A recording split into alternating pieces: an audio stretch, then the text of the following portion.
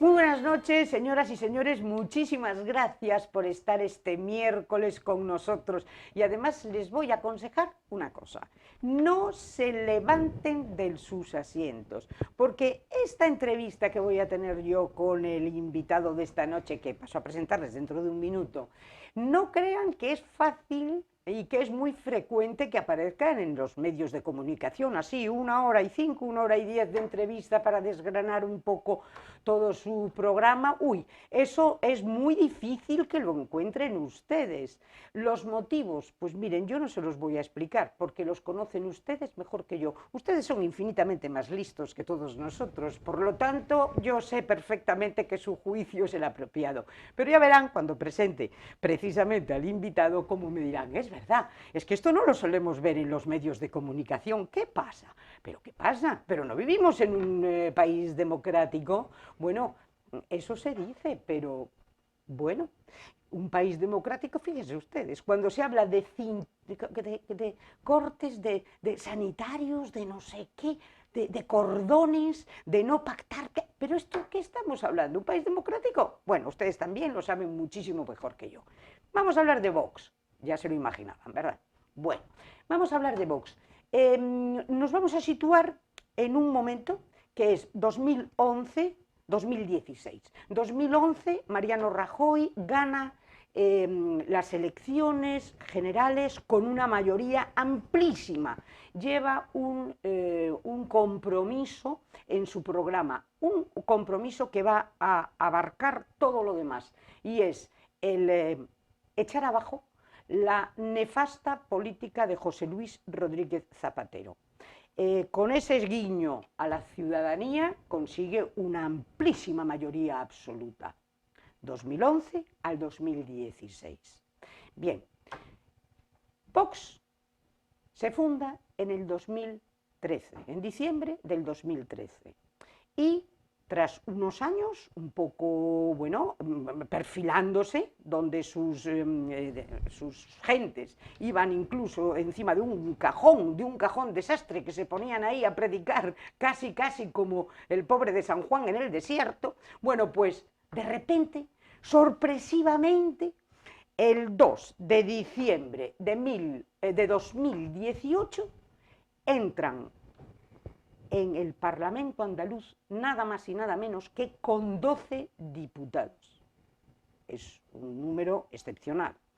Pero un año después, en las elecciones generales, dan la gran sorpresa: 52 diputados en el 2019, y se configura desde entonces como la tercera fuerza en el Parlamento español. Primero está el Partido Popular, segundo el Partido Socialista, a veces primero, luego el Partido Popular, y tercero, indiscutible en el podium, Vox.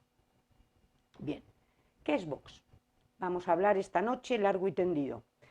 ¿Cuáles son las ideas de Vox? ¿Qué haría Vox si gobernara España? Bueno, pues para eso, y hablando con toda la tranquilidad del mundo, tenemos la suerte de contar esta noche con Manuel Fuentes, que es el tienen un nombre que no me lo va a dar ahora mismo, pero es el representante de Vox en la provincia de La Coruña. Manuel, muchas gracias. Hola. Muchas gracias por estar aquí. ¿Cómo se llama el nombre? ¿Cómo me habías dicho? A ver, yo soy el presidente del Comité Ejecutivo Provincial de La Coruña. Vale, pues ya está. Ya se han enterado. El presidente del Comité Ejecutivo Provincial de La Coruña. Es correcto. Veterinario. Soy veterinario. Y es un verdadero forofo de la cetrería. Efectivamente. Oye, ¿qué es la cetrería? Bueno, la cetrería es una pasión, es una auténtica pasión. Es muy difícil poderte describir lo que los cetreros sentimos cuando volamos nuestros pájaros y cuando cazamos con nuestros pájaros. Las personas que son cetreras y que me estén escuchando lo entenderán perfectamente, sí. Pero es mucho más que una afición, es una forma de vida.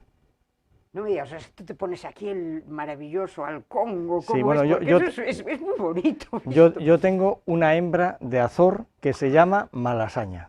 No me digas. Sí, Bueno, bueno, bueno.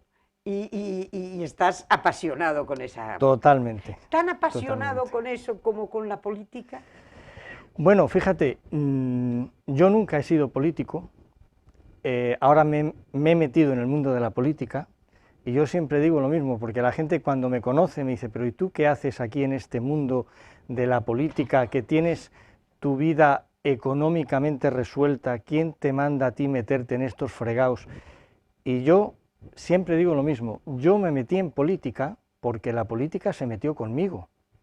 Y entonces dije, oye, qué mejor forma de defender mis ideales que defenderlos yo mismo. Y bueno, di un paso adelante y aquí estoy dispuesto a, pues a poner mi granito de arena en intentar resolver todo el tinglao que hay montado en España. ¿Tú cómo lo ves? Porque vamos a hablar, mira, esta entrevista la vamos a hacer como yo te explicaba antes.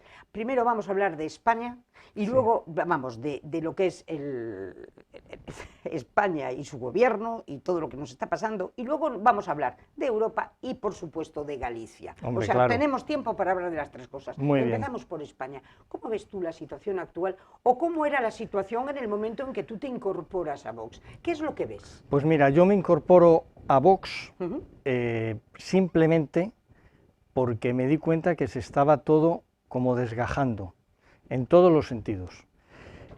Llega un momento en que casi no se puede decir que eres español, que decir la palabra España y llevar la bandera de España o escuchar el himno de España se asocia a una determinada ideología política, y eso es el primer error. La bandera de España, el himno de España, es el símbolo de todos los españoles, no es de una parte de los españoles, es de todos. Eso es algo que debería de ser una cosa maravillosa, se utiliza por determinadas fuerzas políticas y por determinadas asociaciones como si fuera un arma arrojadiza. A mí eso me llama mucho la atención. Yo creo que es el único país del mundo en el que nuestros símbolos, nuestros emblemas, se utilizan como una parte de la política, cuando, insisto, debería, eso no es que debería, eso es de todos los españoles. Y después, como bien acabamos de decir, yo soy muy aficionado a la cetrería, me gusta mucho el mundo de la caza, y hay como una criminalización de todo lo que conlleva, de todo lo que hay alrededor del mundo de la caza, sea mediante cetrería, sea con galgos, sea con escopetas, sean monterías, sea lo que sea. Y los cazadores, yo evidentemente soy cetrero, soy cazador, somos personas que amamos la naturaleza, que respetamos la naturaleza y que además la caza es gestión, la caza no es solo muerte, ni muchísimo menos. De hecho, los cotos bien llevados, bien gestionados, tienen mucha caza. Es decir, esa asociación de ideas de determinados ámbitos sectarios que quieren identificar la caza exclusivamente con la muerte, eso es un error garrafal. Y a mí eso me llega directamente y dije, oye, pues voy a dar un paso al frente por todo esto, por mi profesión. Sí. Yo soy veterinario por vocación, a mí me encanta mi profesión, estoy muy orgulloso de ser veterinario. Y claro, dentro del mundo de la veterinaria, pues está obviamente la ganadería. Y entonces tenemos otra criminalización, que ahora resulta que no se puede comer carne, que si la carne de España, como dijo hace un tiempo el señor ministro Garzón, procedía de animales que no estaban bien cuidados, esa obsesión por el bienestar animal. Y fíjate, yo te voy a hacer una reflexión, aunque nada más sea por egoísmo propio, una vaca, un cerdo, un ternero que esté mal alimentado, que esté maltratado, sus producciones van a disminuir. Una vaca que pase hambre no va a producir leche. Un cerdo que no coma y que no tenga la temperatura adecuada y que no esté correctamente desparasitado, etcétera, etcétera, nunca va a poner los kilos de carne que se necesitan para luego venderlo y generar un beneficio económico. Luego, fíjate, aunque nada más sea por egoísmo propio, ¿cómo vamos a tratar, cómo van a tratar mal los ganaderos al ganado? Es que es mentira. Claro, es que están criminalizando. Están criminalizando todo el sector primario español. Y hablando de sector primario, nos vamos a la pesca. Vamos a centrarnos en el sector primario. Mira, Claro, vamos a darle una vuelta y ya hablaremos luego de otras y cosas. de la misma forma, sector primario, de la misma forma que te estoy diciendo, la criminalización de la ganadería, hay una criminalización de la pesca. Total y absoluta. Mira, nosotros hemos tenido más de una reunión con cofradías de pescadores y a mí hubo una frase que me impactó mucho, que me la dijo el presidente de una cofradía, que me dijo, es que nosotros tenemos más miedo cuando volvemos del mar que cuando estamos en el mar, porque es que esta gente se va, se mete en su barco, echa sus redes, sus aparejos, está luchando, bregando con las olas, con todo lo que es, tú imagínate el riesgo tan enorme que supone ir a pescar. Bueno, pues ahí están más tranquilos. El problema es cuando vuelven a tierra. Y ahí viene la inspección, la otra inspección, la de más allá, que si la talla, que si la red tiene no sé qué, que si tal, que si no sé cuál, que si tienes que pagar el IVA, que si tienes que llevar un GPS, que si has estado media milla para aquí, media milla para allá. Es como criminalizar una profesión. Hay una normativa asfixiante. me estás diciendo, en todo el sector primario. Es como si, bueno, no es como, es que realmente lo que quieren es deslocalizar el sector primario y ese sector primario tan extraordinariamente bueno que tenemos en España, lo quieren trasladar a otros países, como puede ser Marruecos, como puede ser Argelia, como puede ser Sudáfrica, como puede ser, etcétera. O sea, dejarnos a nosotros sin nuestro modus vivendi de tantos siglos y llevarse la producción a lo mejor a otro tipo de convenios entre países que les viene muy bien a Bruselas, porque todo esto viene de Bruselas. Todo esto viene, o también tiene que ver la normativa española. Fíjate, yo creo que viene incluso más allá de Bruselas. Todo esto viene a raíz de, permíteme la expresión, la maldita Agenda 2030. Ese es el centro de muchas, el epicentro. Ese es el epicentro de todo lo que estamos hablando ahora mismo. La Agenda 2030. ¿Tú has visto alguna vez, yo creo que todos la hemos visto, la película de Blancanieves? Bien, la madrastra, para engañar a Blancanieves, porque quería que se comiera una manzana, ¿qué hizo con la manzana? Ponerla súper apetitosa. Una manzana rojita, colorada, brillante, pero ¿qué pasa cuando la muerdes? Que está envenenada. Está envenenada. Bueno, pues la Agenda 2030 es una manzana o un caramelo envenenado, que tiene un envoltorio precioso, atractivo, pero que cuando miras dentro del envoltorio te encuentras con una pócima venenosa. Esa es para mí la definición de la Agenda 2030. A mí me parece muy ilustrativa la definición. La Agenda 2030 en este momento se impone. No sé si con la llegada de Donald Trump a lo mejor va a frenarse algo, pero de momento está impuesta en Bruselas porque además prácticamente todos los partidos políticos, o quiénes son los partidos políticos que apoyan esa Agenda 2030, que es esa. Pues es muy ¿Quiénes son los que la apoyan en Bruselas? Es muy fácil contestar. Todos excepto Vox. De hecho, mira, la Agenda 2030 vio la luz en septiembre, creo recordar que fue el 25 de septiembre del año 2015. ¿Quién gobernaba en España? Don Mariano Rajoy y el Partido Popular. La traen a España. Le dan un empujón otra vez en el año 2018. En el 2018 Mariano Rajoy ya es cuando deja, me parece que creo recordar que fue el 2 de junio, me parece que fue cuando... Es la moción de censura, y entra Pedro Sánchez. Entonces, todos los partidos políticos de España, excepto nosotros, excepto Vox, apoyan la Agenda 2030. Para situar a la gente, Sí. para situarla, un ministro, Moratinos, que fue ministro de Asuntos Exteriores, con Zapatero. Moratinos con Zapatero. No, entonces me he equivocado. Fue un ministro del Partido Popular. Bueno, es que tiene una frase, ahora mismo no me acuerdo cómo se llama el señor. Tiene una frase. Sería Pons. No, González Pons es otro. No me acuerdo ahora mismo cómo se llama, pero tiene una frase demoledora, que es que la Agenda 2030 es el Evangelio. Eso te indica el vínculo que existe entre el Partido Popular. Fue Margallo. Fue Margallo, correcto. Margallo, ministro de Asuntos Fue Exteriores. Margallo. Y él hizo alusión a que la Agenda 2030 era el Evangelio. Efectivamente. Y bueno, eso es muy significativo, ¿no? Comparar la Agenda 2030 con el Evangelio, pues fíjate que no hay más. Y después hablaste antes de González Pons. También. Bueno, pues González Pons ha dicho clarísimamente que el Partido Socialista Obrero Español y el Partido Popular son coalición en Europa y lo van a seguir siendo.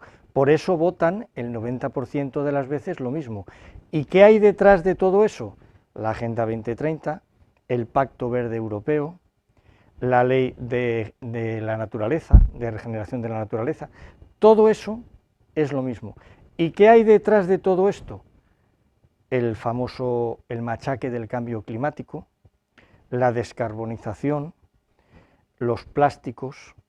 Podemos hablar de todo eso si quieres. Pues vamos a empezar con los rasgos fundamentales de la Agenda 2030 y qué nos repercute a las personas directamente. Por ejemplo, a los gallegos en Galicia.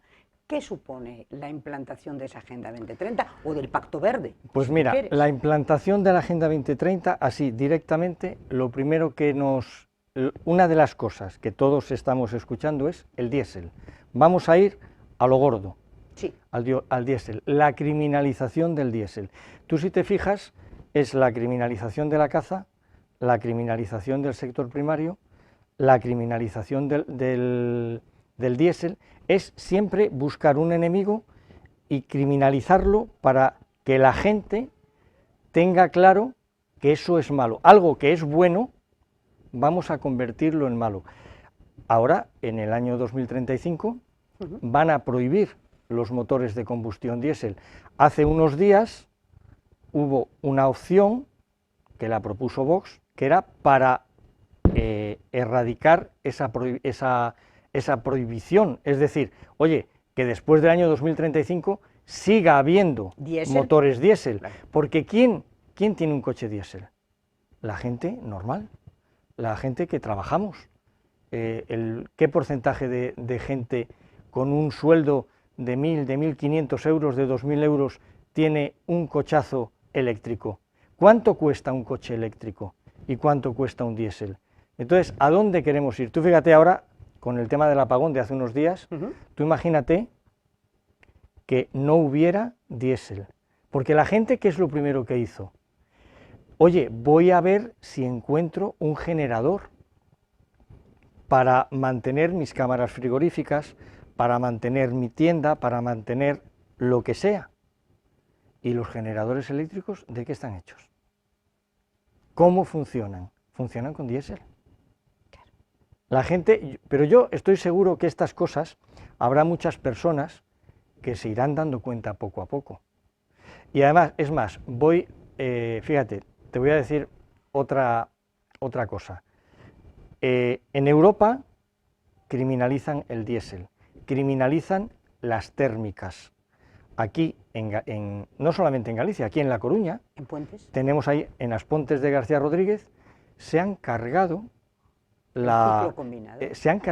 toda la central térmica de Aspontes, que es, vamos a ver, la central térmica de Aspontes generaba la electricidad, la suficiente electricidad para Galicia y Asturias, un 7, un 8% de toda la energía nacional.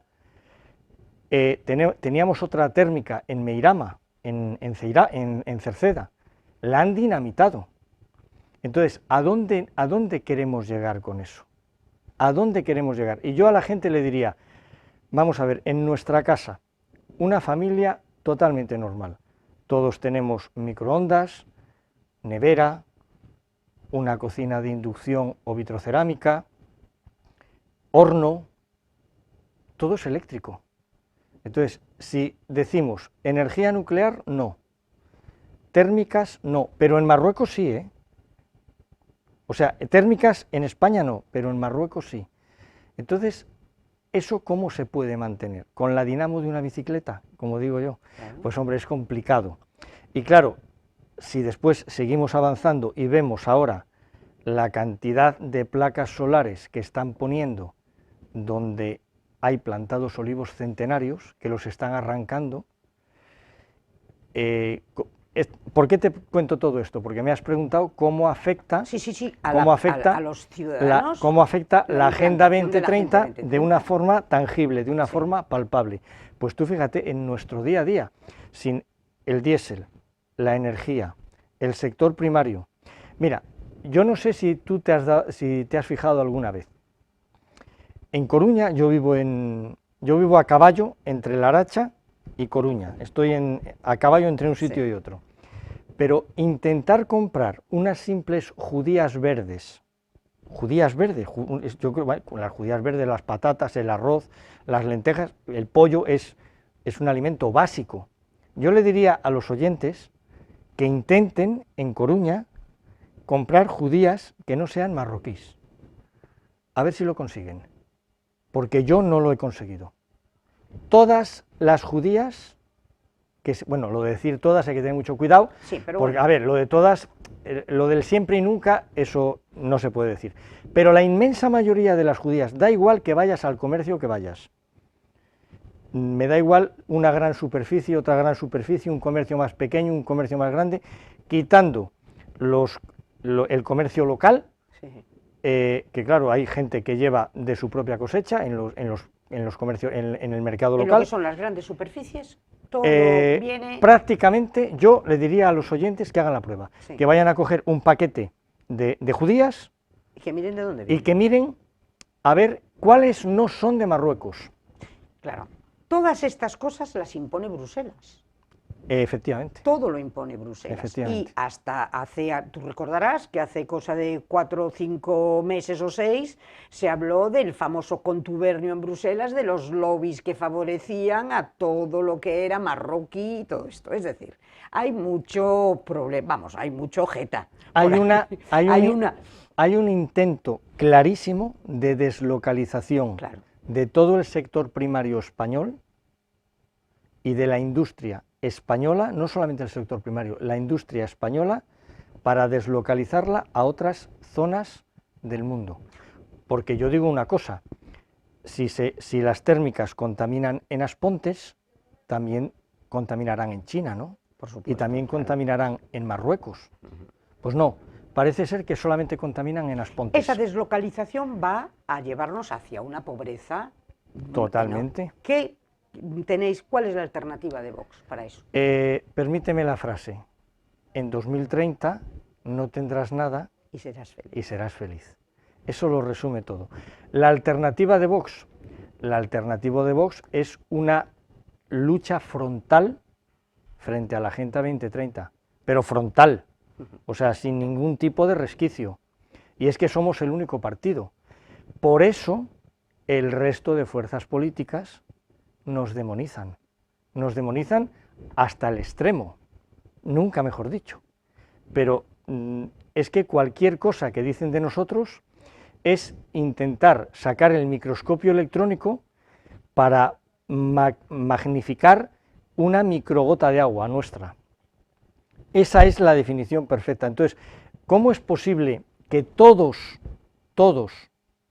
el arco parlamentario vaya en contra de Vox? Porque Vox es el único partido que está en contra de la globalización, que es la Agenda 2030. Y la globalización implica muchas cosas. La primera, la pérdida de soberanía.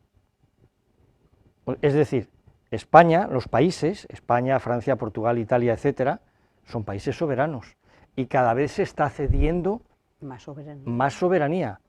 Entonces llegará un momento en que dices, bueno, es que se diluye todo, y cuando está todo diluido, entonces es cuando es fácil, mucho más fácil, poder manejar a la sociedad. Una sociedad, cualquier tipo de sociedad, que tiene un arraigo y que tiene una identidad, es muy difícil dominarla. Pero una sociedad desarraigada, que no tiene un centro, que no tiene un horizonte fijo, que no tiene unas ideas que la amalgamen, que no tiene una tradición, es facilísimo moldearlo, es como una plastilina. Tú con una plastilina puedes hacer un círculo, un cuadrado, un triángulo, pero sin embargo, si a ti te dan ya una figura que es un triángulo, hacerla rombo es complicado, y si te dan un cuadrado, hacer un círculo es complicado, pero si tú tienes ahí una amalgama que puedes hacer con ella lo que quieras, pues es muy fácil manejarlo. Esta confrontación de Vox con el resto del arco parlamentario y de hecho con muchas sensibilidades... No, perdona, Vox no tiene ninguna confrontación con el resto del arco parlamentario. No, el resto con Vox. Efectivamente. Perdón, lo he dicho mal. Claro, claro, es que es esa importante. confrontación del resto, de lo que es el arco contra Vox, entonces lleva a que otro de las etiquetas es Vox es una fuerza anti-europea. No, eso es mentira, eso no es verdad. Vox es un partido de patriotas, igual que hay patriotas en Francia, en Italia, en Alemania, bueno, en todo el mundo. El patriotismo es integrador, el nacionalismo es desintegrador, no tiene nada que ver. Por eso a mí cuando alguien me dice, es que tú eres nacionalista español, digo, no, yo soy patriota español. El patriotismo integra, defiende lo propio, pero nunca criminaliza lo ajeno. Esa es la gran diferencia con el nacionalismo. El nacionalismo, para subsistir, necesita permanentemente buscar un enemigo imaginario, porque no existe. La prueba la tienes en cualquier nacionalismo periférico que hay aquí en España, sea el gallego, el vasco, el catalán, siempre es el enemigo, Madrid. El enemigo es inventado. A mí esto me recuerda mucho al Quijote, la obra del Quijote de la Mancha de don Miguel de Cervantes, que claro, el Quijote, el señor Alonso Quijano, para dar un sentido a su vida, necesitaba pelear contra enemigos que no existían, y entonces se inventaba los molinos de viento, que eran gigantes, los odres de vino, que era la sangre de sus enemigos, los rebaños de ovejas, que eran los soldados de los ejércitos, y era fruto de su imaginación, no era verdad, nadie estaba luchando contra él. Bueno, pues yo hago un paralelismo con el nacionalismo. Se tienen que inventar enemigos para poder seguir subsistiendo, y el enemigo es España, el enemigo es Madrid, pero ellos mismos son España. Es la gran diferencia entre nacionalismo y patriotismo. Y el patriotismo. Sí. Uno es integrador, el patriotismo, y el otro es desintegrador. Cuando se habla de Europa, muchas veces, es que esta idea de Europa, yo te pregunto a ti y qué opináis en Vox, esta idea de la Europa actual, ¿tiene algo que ver con la idea de la Europa, de los fundadores de la Unión Europea, cuando estaba basada en una serie de principios, entre ellos nada menos que lo que es toda la aportación del cristianismo en todas sus raíces? Esta Europa de hoy, de Ursula von der Leyen, ¿tiene algo que ver con esas raíces pues judeocristianas que de alguna manera inspiraron a los que, bueno, idearon una Unión Europea? Pues yo sinceramente creo que no. De hecho, el germen de la Unión Europea fue una asociación puramente económica para comercializar el carbón y el acero. Y fueron tres cositas. Era un tema económico, es decir, que además estaba muy bien pensado, porque dices, oye, si yo produzco 3, tú produces 4, el otro produce 7, 3 más 4 más 7, en lugar de ser 14, si nos juntamos a lo mejor somos 28.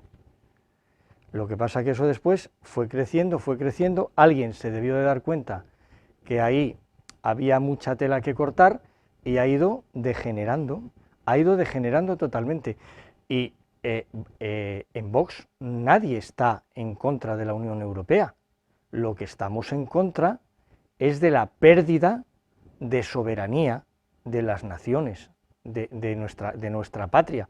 Que fíjate, eso es otra cosa que hay muchas personas que parece que le da miedo decir la palabra patria. Patria es la tierra de nuestros padres, de ahí viene la palabra patria. No hay que tener miedo a decir la palabra patria, es nuestra tierra. O sea, ahora está muy de moda decir el país.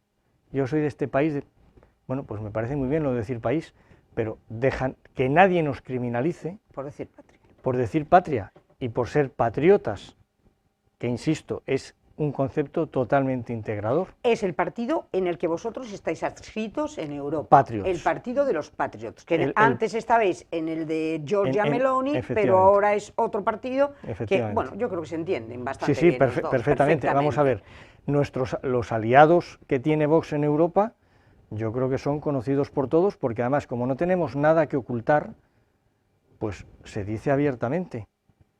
Ahí está Orbán, está André Ventura, de Portugal, está Giorgia Meloni, de Italia, está Jean-Marie Le Pen, que por cierto, ahora están detrás de ella, criminalizándola otra vez desde un punto de vista judicial.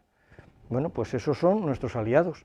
Y en el resto del mundo, o sea, no en Europa, sino en el resto del mundo, pues tenemos unas relaciones excepcionalmente buenas con Javier Milei, que está sacando a Argentina de un pozo, pero vamos, de un pozo profundo, y fíjate cómo está avanzando Argentina, y ¿cuál es la primera potencia mundial? Estados Unidos. Bueno, pues nosotros somos aliados, nos llevamos muy bien con Donald Trump. Donald Trump defiende lo suyo, y nosotros defendemos lo nuestro, solo faltaría. Ahora vamos a ir a publicidad, pero antes quiero perfilar esto, hablando de Donald Trump. Me parece todo una especie de ruido cuando hablan de ciertas cosas, y cuando él defiende lo suyo, las historias americanas, pero por otro lado, él también se alarmaba cuando decía, pero ¿cómo están ustedes, refiriéndose a Europa y refiriéndose a España, si los aranceles propios que les ponen ustedes a sus propios países multiplican por 25 los que tenemos en Estados Unidos? Porque aquí podríamos hablar, para mí, del gran arancel, que es de lo más injusto del mundo, que se llama el IVA. Mira, ¿te parece que a la vuelta de publicidad? Venga, a la vuelta de publicidad. Muchísimas sin gracias. Mayor problema. Joyería Ferrol, un nuevo concepto de joyería en nuestra ciudad que entronca con lo que era el concepto de joyería tradicional. Compraventa de oro, plata y joyas. Compraventa de oro, plata y joyas. Imagínense ustedes que tienen unos anillos que ya no les sirven para nada, de la primera boda, de la segunda boda, de la tercera boda, uy, a saber. Imagínense ustedes que tienen una medalla en la que su madrina se la regaló y grabó el nombre de Josefa, y no le gusta el nombre de Josefa porque a usted le llaman Pepa. Bueno, pues esa medalla la tiene permanentemente en una cajita y en un cajón. Pues qué momentazo de visitar Joyerías Ferrol, porque a lo mejor le dan una gran alegría. Si es de plata, pues ¿qué les voy a contar a ustedes? ¿A quién le apetece en este momento ponerse a limpiar plata? Bandejas, juegos de café, aquellos trofeos que ya están medio destartalados y que seguramente los tendrán metidos en un baúl o en un cajón, esperando a que sus herederos en su día los disfruten. No, si los van a vender va a ser lo primero que hagan. Véndanlos ustedes y se pegan una alegría. Y luego otro concepto también importantísimo, los empeños. Oiga, que usted no se quiere deshacer ni del oro, ni de la plata, ni de las alhajas o de las joyas, bueno, pues a lo mejor visita usted Joyería Ferrol y empeñan la pieza correspondiente. Y a nadie se le caen los anillos, porque no se olviden de una cosa muy importante. Nada menos que doña Isabel la Católica, la gran reina española, para realizar la conquista de América, como no tenía la corona liquidez, pues no le quedó más remedio que empeñar sus joyas. Por lo tanto, si a doña Isabel lo hizo con toda la tranquilidad del mundo para que Colón consiguiera llegar a donde llegó, pues imagínense ustedes, a nadie se le van a caer los anillos. Y luego otra cosa importantísima, tasación de herencias. Es importante en ese momento pues el valorar las cosas y saber, pues saber qué es lo que tenemos, porque a lo mejor creemos que tenemos mucho menos o a lo mejor creemos que tenemos mucho más. Bueno, pues para todo esto, profesionales de primera línea están en la joyería Ferrol. Y también les digo algo importantísimo, que ustedes no quieren ir hasta allí, pues no se preocupen, tienen aquí el número de teléfono que les vamos a facilitar en nada y llámenles ustedes. Ellos se desplazarán a su domicilio y sin ningún compromiso y seguramente que llegan a un acuerdo. Ya lo saben, Joyerías Ferrol. Si tienen problemas de liquidez, ese es el sitio. Adelante, porque lo más probable es que se lleven una alegría enorme.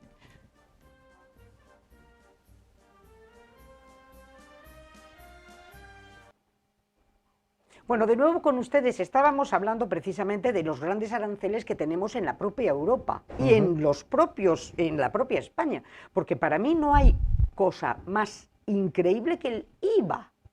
El IVA es una monstruosidad, es la manera de recaudar miles y miles y miles y miles de millones, todo está sometido a un IVA. Entonces me hace gracia porque la legislación americana es infinitamente más permisiva en eso.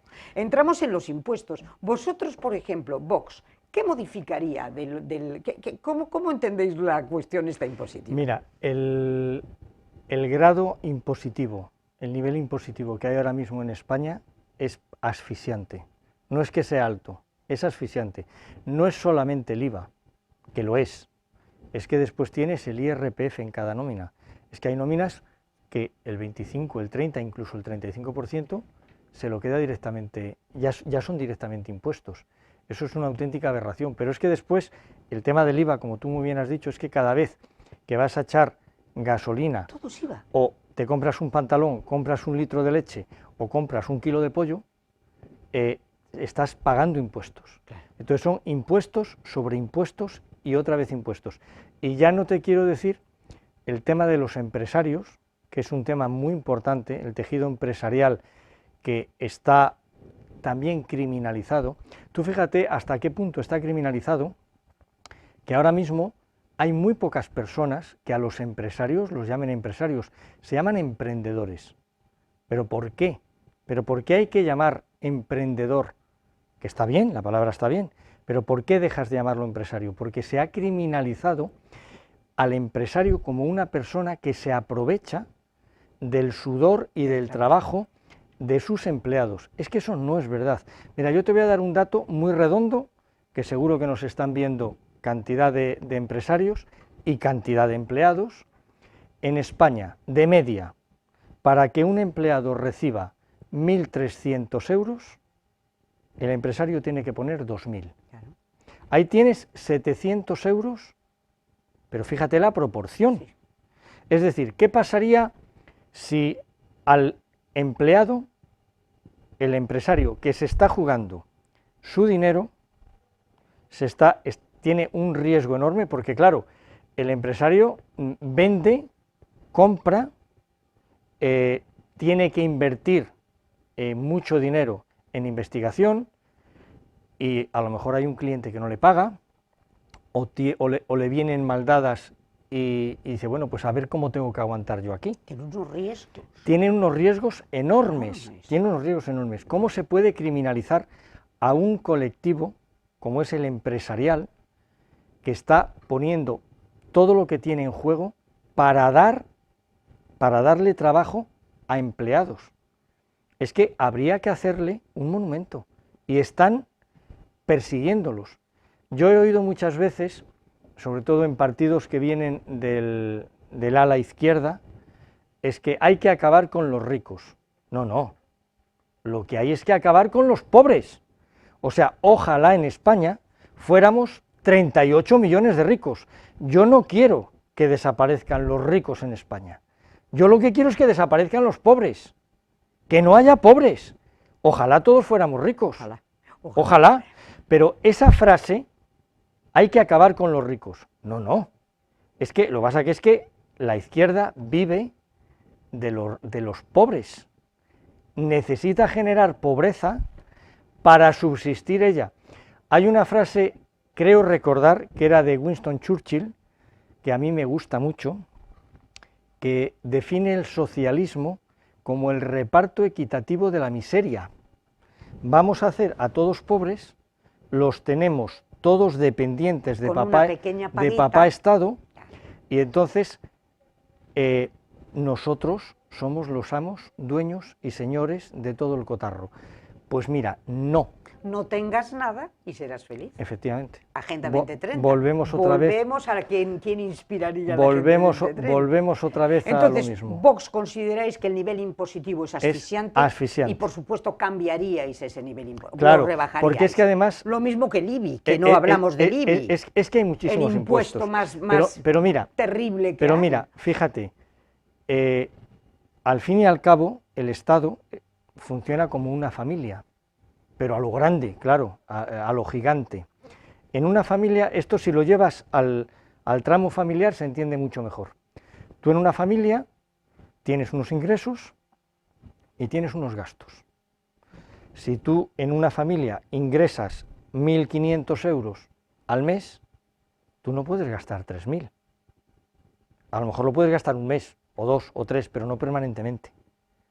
Si tú estás permanentemente gastando más de lo que ingresas, te endeudas. Y al final, casi todo lo que ganas va para pagar deuda, que es lo que nos está pasando en España. ¿Qué es lo que hay que hacer? Disminuye los gastos. Los gastos, los gastos políticos. Claro, es que vamos a ver. Que ahí hay otra diferencia, claro, porque no se habla de los gastos administrativos, se habla de los gastos políticos. No, no, aquí nadie está hablando, porque todo el mundo va, educación y sanidad, sí, me parece perfecto. Por supuesto. Educación y sanidad, eso es el comodín. No, pero yo... ¿Dónde recortamos? ¿Dónde recortamos? ¿En educación y sanidad? No, por supuesto que no. Es más, eso seguramente, bueno, seguramente no, lo que hay que hacer es ampliar ese gasto, que no es un gasto, porque la educación y la sanidad es una inversión. Eso no es un gasto. Gasto es cuántas subvenciones absurdas y ridículas hay ahora mismo en España. Sindicatos, partidos políticos, asociaciones de todo índole y condición. Televisiones autonómicas. O sea, es que podemos hacer un despliegue brutal. Asesores, televisiones autonómicas. Es que hay muchísimas cosas. Sí. Y por eso, desde Vox defendemos que el Estado de las autonomías, según está concebido ahora mismo, no se sostiene. Y por eso, no hace demasiado tiempo, Abascal dijo, es que hay que elegir, o Estado de las autonomías, según está ahora. Eso no significa decir, nos vamos a cargar las autonomías, va a desaparecer Galicia, va a desaparecer Andalucía. ¿Qué significa eso? Eso significa recortar, y aquí se meter la motosierra, en el gasto político absurdo. ¿Cuántos diputados, cuántos directores generales, cuántas subdirecciones generales? Y es más, no solamente, eso no es lo peor es toda la administración paralela que hay alrededor de las autonomías. Ahí es donde Vox va a meter la tijera no, la motosierra, y por eso hay tantas personas que viven de eso, que nos demonizan, y dicen, ostras, que como lleguen estos, nos vamos a la calle y vamos a tener que empezar a trabajar. Esa es la historia. ¿Cuántas personas viven de los grandes partidos que llevan implantados en España desde hace prácticamente 50 años? ¿Cuántos viven directamente o indirectamente de esos partidos políticos? ¿Y a quién le interesa recortar ese gasto? Que yo vivo de maravilla con un trabajito que a lo mejor no sé ni dónde lo tengo, como el hermanísimo, que no sabía ni dónde trabajaba. ¿Cuántas personas hay así? O sea, vosotros... La administración paralela, que nadie nos venga a decir Que nadie nos venga a decir que Vox quiere recortar. No, no, no, no. Vox lo que tiene es sentido común, y lo que quiere el partido político Vox es recortar gastos superfluos, que hay muchísimos. Fíjate, ya con eso, quitando eso, podrían bajar los impuestos una barbaridad. No me voy a meter en cifras porque para qué vamos a hablar del 20, del 30, pero es el concepto, el concepto. Otro gran problema, el gran problema de los españoles, el número uno, la vivienda. La vivienda. Sí. ¿Vox sería partidaria de la liberalización del suelo? ¿O cuál es la receta que tenéis en Vox para poder tener más viviendas y más asequibles? Mira, la ley de oferta y demanda, el mercado libre, se regula solo.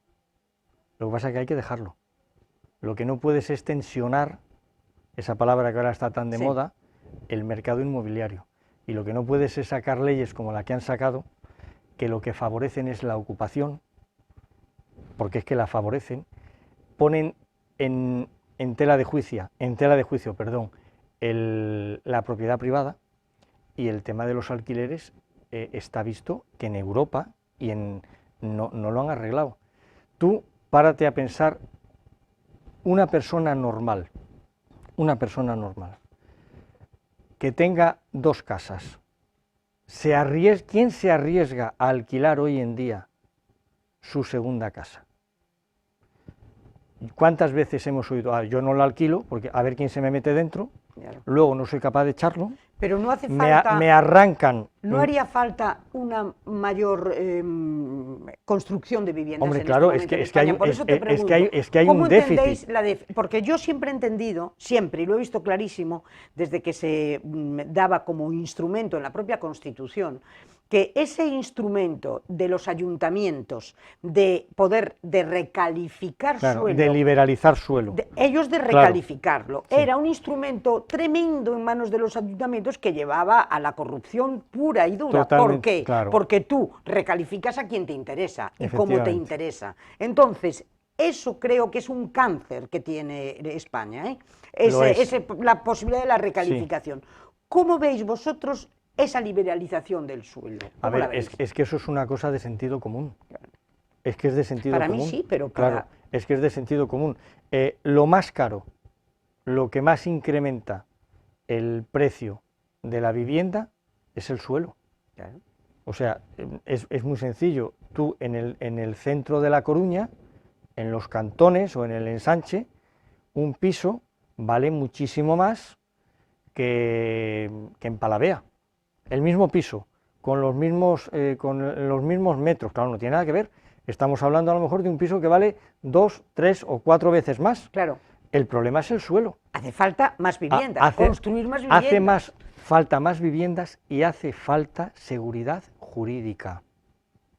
Es decir, si tú alquilas tu casa o tu piso y tú sabes que si tú lo alquilas a alguien y ese alguien va a dejar de pagarte, se queda ahí, no lo puedes echar, te destroza el piso y encima tienes que cargar tú con todo eso, ¿tú te vas a arriesgar? Evidentemente no. No. ¿Por qué? Porque no hay seguridad jurídica. Oye, ¿tiene que haber unos precios justos? Pues claro que tiene que haber unos precios justos, pero es que si las personas, si la gente cada vez es más reacia a alquilar pisos, cada vez habrá menos, disminuye la oferta, aumentan los precios.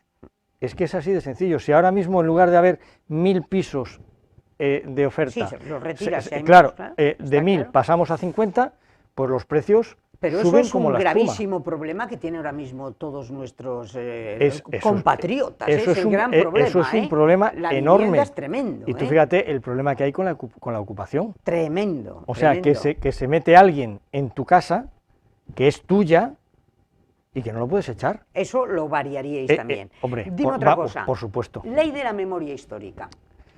Bueno, la ley de la memoria histórica es una ley más, una de tantas, que es una ley ideológica y sectaria. O sea, la ley de memoria histórica es solamente para lo que a mí me interesa. Yo invito, aquí hago una invitación a los oyentes, a que cojan un libro, o dos o tres, y se informen de qué fue realmente la Segunda República.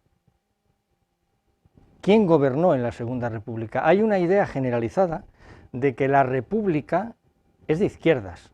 O sea, la República no es ni de izquierdas ni de derechas. La República es una forma de gobierno, como es la monarquía, como es las oligarquías, la dictadura. Es que hay muchas formas de gobierno. Y la República es una forma de gobierno más. Y hay republicanos de derechas y republicanos de izquierdas. Portugal es una república, Francia es una república, Italia es una república, hay gobiernos de derechas y de izquierdas, pero es más, en la Segunda República hubo gobiernos de derechas y hubo gobiernos de izquierdas. Niceto Alcalá Zamora, presidente de la República hasta febrero de 1936, era de derechas. Miguel Maura, ministro en la República, era de derechas. Hubo un bienio, el radical cedista, que era de derechas, ahí estuvo gobernando el Partido Radical, radical de raíz, no de extremista. De ir a la raíz de los problemas, de Alejandro Lerroux. Claro. Era un partido, empezó siendo de izquierdas y luego se fue al centro, bueno, era más o menos de centro. Y ese bienio, el radical cedista, el gobierno de la República Española, era de derechas.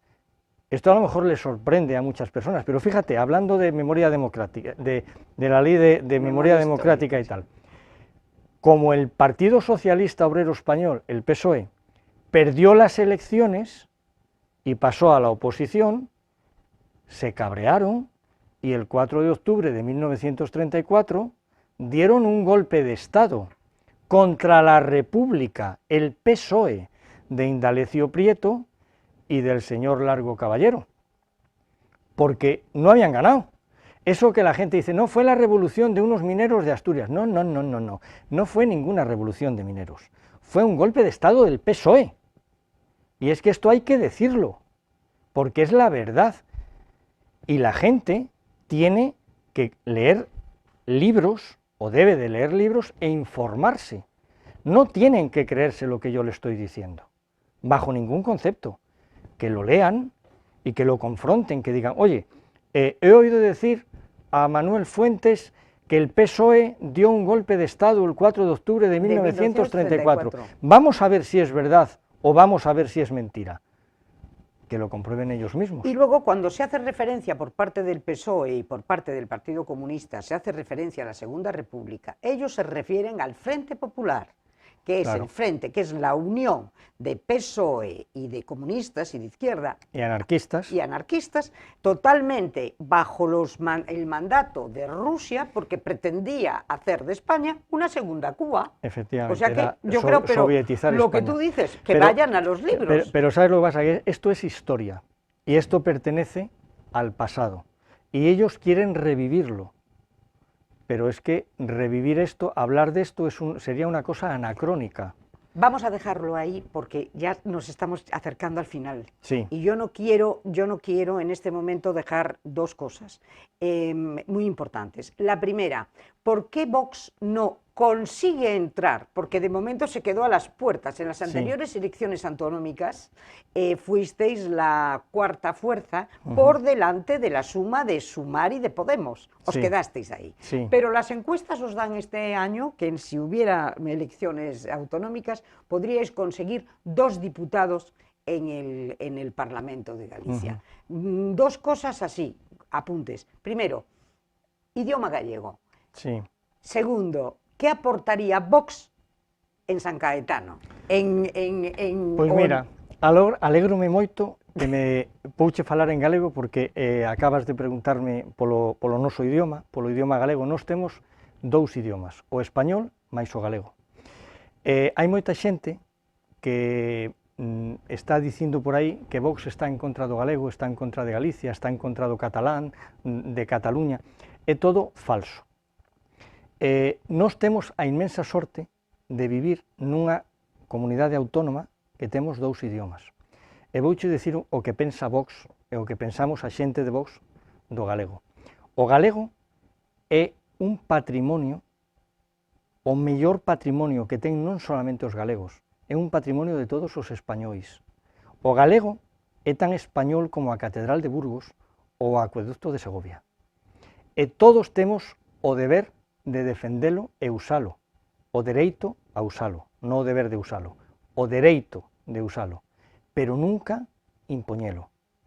O galego non se pode impoñer, porque se tú, calquera cousa que tú impoñas, está condenada ao máis estrepitoso dos fracasos. E menos utilizarlo como arma contra nós. Eso é o que fai o nacionalismo. Hai unha cousa que en Vox temos moi clara, pero moi clara. A bandeira de Galicia, as tradicións galegas e o idioma galego non é do nacionalismo, é de todos os galegos. Da mesma forma que a bandeira de España é de todos os españois, a bandeira de Galicia, o himno galego e as tradicións galegas son de todos, da xente rubia, dos morenos, dos altos, dos baixos, dos gordos, dos fracos, dos de esquerdas, dos de dereitas, dos agnósticos, dos católicos, que máis hai? Dos homes e das mulleres e todo. Esa é a realidade do que pensamos en Vox. E nós non vamos permitir, baixo ningún concepto, que o nacionalismo, o separatismo, se apropie de un idioma que é de todos os galegos. Ademais, vouche decir outra cousa. O nacionalismo utiliza o galego ou utiliza para o seu beneficio. E vouche facer unha pregunta. Ti crees que alguén que quere algo o utiliza? Eu creo que non. Ningunha persoa que quere realmente algo o utiliza. E o nacionalismo utiliza o galego como arma de separación, como enfrentamento. Eso non pode ser. E fíjate, vouche decir outra cousa. Santiago Abascal, o noso presidente, é vasco. É vasco. Seus devanceiros son galegos. Ignacio Garriga, o noso vicesecretario xeral, non soamente é catalán, é que é negro. E a min díxome unha vez, pero ti crees que a min chamanme racista, pero non me ves? É que é increíble. Eu, por exemplo, estou casado cunha muller que é peruana. Ti me ves a mí racista? Se a miña muller é peruana. É que o que din de nós, mira, de o que din o que somos, é como a noite e o día. E por iso, alégrome moito que me fixeras esta pregunta de que pasa co idioma e tal, porque eu espero que a xente que nos este vendo que abra os ollos. E eu creo que por eso non nos chevan a ningún debate, sabes? Porque se a xente nos escoitara, diría, pois eu pensei que decían, pero este é de Vox, pero este di estas cousas, pois sí, eu son de Vox, e digo estas cousas. E non solamente o penso eu, o pensamos toda a xente que estamos en Vox. E máis, hai moitísima xente afiliados a Vox que falan galego todos os días. E máis, eu creo que máis del 95% da xente que vive no rural falan galego a diario. E que pasa? Non pasa nada. Non pasa nada. É que non pasa nada. Ti falas en galego, e máis, fíjate, isto de a normalización, se o máis normal do mundo en Galicia, é o mellor que eu estou falando en galego e ti me contestas en español, e nos entendemos perfectamente. É que además nin eres consciente moitas veces, sí. Porque non hai ningún problema. Volvo outra vez ao Quixote. Imos facer un problema, xenerar un problema donde non existe para aproveitarnos de él. En Galicia non hai ningún problema co idioma, absolutamente ningún. E nós non vamos permitir que o sigan facendo, porque están intentando facer un problema totalmente artificial. Pois yo non sabes... Fíjate, Sí. unha cousa máis, un detalle. A miña avoa digo era porque xa morriu, era de Ourense, de Xunqueira de Ambía. Falaba sempre en galego. Miña nai, normalmente, falaba sempre en galego. Sin embargo, as miñas primas falan en español. Curioso que cando teóricamente se perseguía tanto o galego, a xente falaba galego moito máis que agora. Por qué? Por que pode ser eso? Por que agora cada vez hai menos xente, hai menos xóvenes Que hablan en gallego. que hablan en galego? Pola imposición. Ti sabes o que pode supoñer para un neno de 17 anos que quere estudiar unha carreira determinada, sexa que sexa, que porque o profesor de galego púxolle un 6, non lle dá a media, Sí, sí. porque exigen. Pero esa imposición la provoca no el BNG, la provoca la Xunta de Galicia. Claro, efectivamente. Que en este Entonces, caso es el Partido Popular. non impoñas nada, Claro. non impoñas Deja nada. fluir. Deja fluir. Claro. E a xente estaría moito máis contenta. Eu coñezo a máis de un, a máis de dous, e máis de 20 persoas que están bastante cabreadas porque por un tema como este que che acabo de decir, Sí. non poideron estudiar a carreira que... Pues es verdad, tienes razón. Eso é a realidade. Entón, o galego, por suposto que sí, para que quede ben claro, é un patrimonio de todos os españois. Pues yo, Manuel, no sabes lo que te agradezco esta conversación. Se han quedado muchísimas cosas en el tintero, Claro. porque es que, claro, no podemos en una hora, de repente... É imposible... Se han quedado, pero yo dejo esta puerta abierta a que dentro de unos meses vuelvas si te apetece. Pues por supuesto. Y nos sigas diciendo y nos sigas perfilando un poco qué es Vox, pero la realidad de Vox, no el estereotipo que a algunos les interesa hacer de Vox. Vais fuertes, sois la tercera fuerza en el Parlamento español, podéis entrar en las próximas elecciones en el Parlamento gallego, de hecho estáis en casi todos los parlamentos autonómicos. En todos. Y bueno, y yo lo único, ya te digo, lo que pretendo es conoceros y que os conozcan, de verdad. Pois moitísimas gracias pola invitación, por suposto que encantado de volver a estar nesta casa, igual que che digo nesta casa, nas demais, o que pasa que as demais non me deixan ir. Non me deixan ir, non sexa que a xente nos coñeza e cambian as tornas. Pero eu sempre digo unha cousa, o mal sempre gaña ao principio, pero nunca gaña a derradeira batalla. Pues... Eu estou completamente seguro que pouco a pouco a xente vai nos coñecendo, somos tan galegos como o resto dos galegos, es decir, nin somos máis, nin somos menos, somos galegos, e punto. E a xente, pouco a pouco, nos vai coñecendo, ese disfraz que hai moitas asociacións e moitos partidos políticos que nos queren poñer, pois pouco a pouco vai ir caendo. Pues te lo agradezco mucho y además yo tendría que decirte, gallegos, y es que el ser gallego es una forma deliciosa de ser español. Efectivamente. Muchísimas gracias.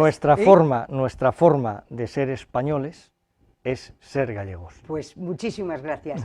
Y muchísimas gracias a todos ustedes y ya lo saben, hasta el próximo miércoles.